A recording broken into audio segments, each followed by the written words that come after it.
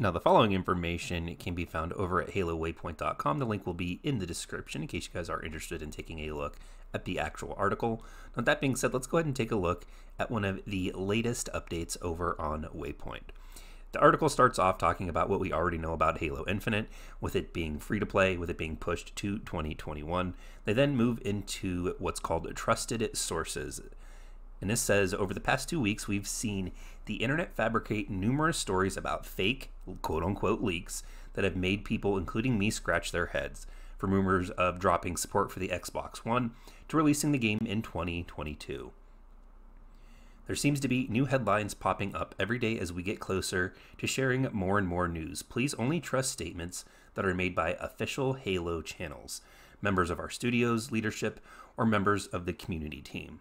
Now, of course, this is something that is good advice.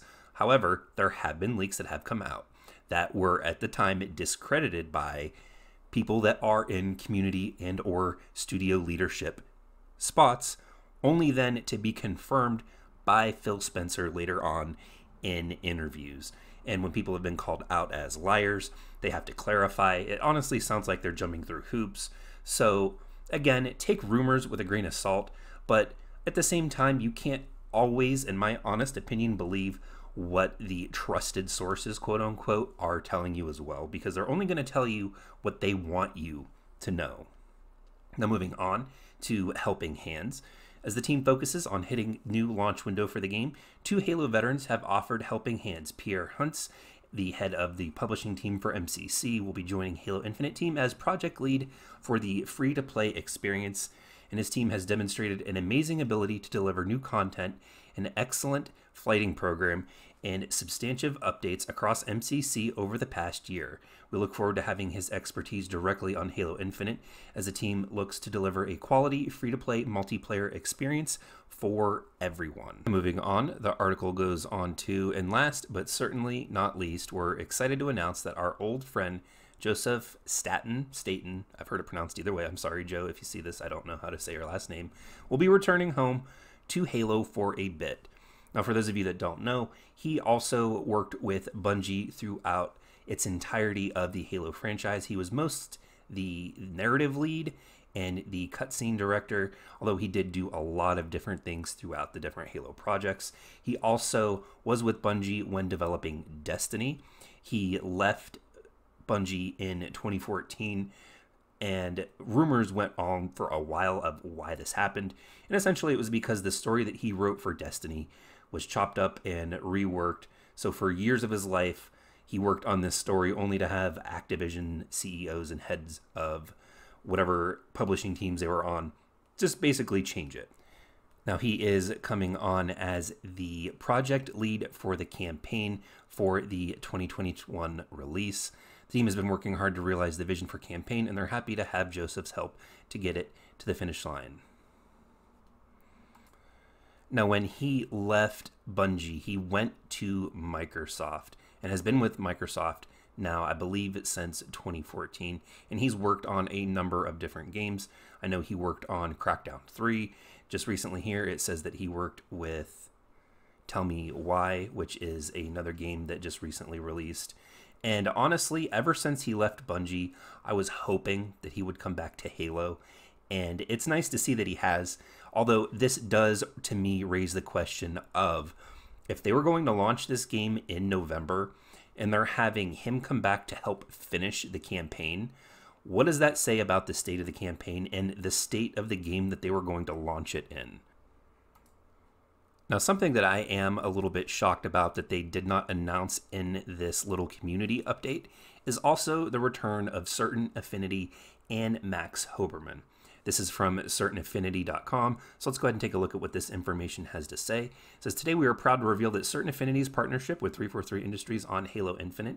The team has been working closely with 343 since December of last year, continuing a long history of collaboration between the two studios, working on multiple Halo titles dating all the way back to 2006. This team is led by Max Hoberman, Certain Affinity's founder and president, who served as the former multiplayer and online lead for the Halo series. So for the past 14 years, they've of course had an incredible partnership across the series, and they're excited to continue the outstanding work together. Some of you might be asking what exactly has Certain Affinity worked on. Well, here we have the history through the different Halo titles. In 2007, Microsoft had asked Certain Affinity to develop multiplayer maps for the Halo 2 Blastacular map pack. These maps were Tombstone and Desolation, and they were remakes of the fan-favorited Hang'em High and Derelict from Halo Combat Evolved. In 2009, they saw Certain Affinity contributing to the development of Halo Waypoint. This was an Xbox 360 app, which of course had fan community content, engagement tools, and player profiles to track their ongoing Halo careers. In 2011, Certain Affinity joined 343 and Saber Interactive to bring Combat Evolved Anniversary to the Xbox 360. That same year, Certain Affinity also took the contributed and blockbuster Halo Reach with the Defiant map pack. This project called for 3 firefight and PvP multiplayer maps from full concept to feature complete. In 2012, Certain Affinity tackled the challenge of Halo 4 alongside 343. Certain Affinity developed features and content for the Forge, the map game mode editing tool. Additionally, Certain Affinity developed multiplayer game modes, including Domination, and the full concept to feature completion of development of 10 PvP maps. In 2014, Certain Affinity also revisited the franchise with the Master Chief Collection. They were responsible for updating Halo 2, including all client-side development and progression features, bringing Halo 2 gameplay to the Halo 4 engine, not to mention the vehicles, weapons, characters, animations, game modes, and achievements. Additionally, Certain Affinity provided the team to develop further Forge editor improvements and 6 multiplayer map remakes of Halo 2 favorites with new art assets. And those are just the things that they worked on, including Halo. They've worked on many other big game projects. They helped work on Doom 2016 and Call of Duty Black Ops, the first one. And there's a number of other things that they have done in the industry. So it's certainly exciting to see that Max Hoberman and his team are coming back to help develop the free-to-play multiplayer. Don't forget, though, in order to be part of the conversation and have your voice heard, hit that subscribe button and leave me a comment in the section down below. I'm interested to know how you all feel about the Halo veterans returning to seemingly rescue Halo Infinite from its development hell. If you're new around here, check out some of my previous videos. I upload content weekly. Don't forget to check out the links in the description. I've got my social media, and of course, support for the channel is in there as well. But until next time, everyone, thank you all for joining me here today, and I'll see all of you in the next video.